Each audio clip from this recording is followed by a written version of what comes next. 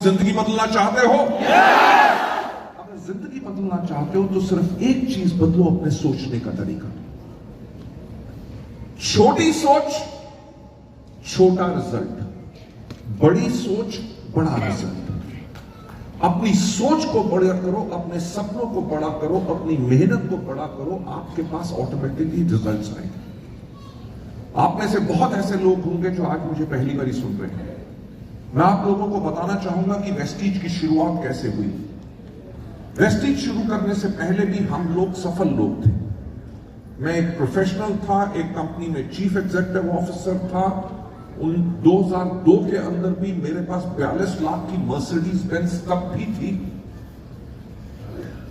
पर अपनी कंपनी हम शुरू करें ऐसा कभी हमने विचार भी नहीं किया था, क्योंकि हम अपनी जिंदगी में बिल्कुल सेट थे।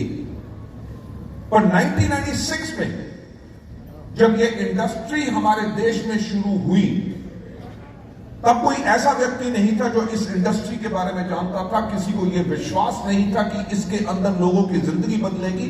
लोगों को क्या विश्वास होगा, क्योंकि जब मैं मार्केटिंग प्लान दिखाता था, एक कंपनी में ट्रेनिंग मैनेजर था मैं, जब मैं लोगों को मार्केटिंग प्लान दिखाता था कि 3 से लेकर 5 साल के बाद आपकी आमदनी 2 लाख रुपया होगी, मुझे विश्वास नहीं होता था, क्योंकि तब मेरी आमदनी 18,000 रुपए पर मंथ होती थी। राइट? जब इस इंडस्ट्री में कोई एग्जाम्पल नहीं थे लोगों के सफल होने के, तो लोगों का जो सपना कैसे बन सकता था, क्योंकि सब ये सोचते थे कि ये काम नहीं करेगी। आप मानेंगे नहीं, मैं वो एक वाहिद व्यक्ति था पूरे हिंदुस्तान में जिसने पहले 3 साल महीने में 28 से लेकर 29 दिन तक पूरे भारतवर्ष में ट्रैवल करता था।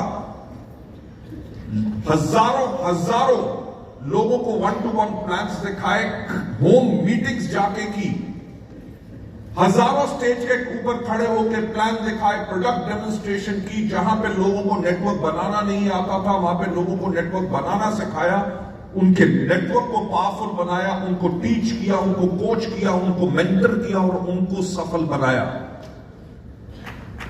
पर किसी कारणवश मुझे उस कंपनी को छोड़ना पड़ा। उसके बाद एक और कंपनी में गया, उसके बाद एक और कंपनी में गया। कंपनियां सब सही थी, बल्कि मेरी सोच कुछ अलग थी। और वो सोच अलग क्यों थी?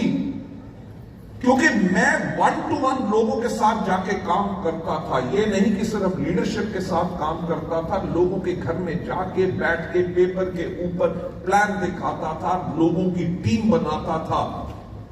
तो जो लोगों को तकलीफें होती थी उनको समझता था, उनके दुख को दर्द को समझता था। उन्हीं चीजों को मैं कंपनियों के आगे रखता था। कंपनियां उनके ऊपर ध्यान ही नहीं देती थी।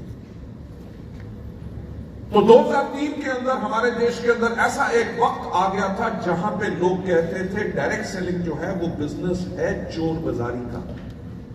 इसके अंदर लोग कुछ समय तक पैसा कमा सकते हैं, इसको एज अ कैरियर नहीं ले सकते, लॉन्ग टर्म तक आमदनी नहीं आ सकती।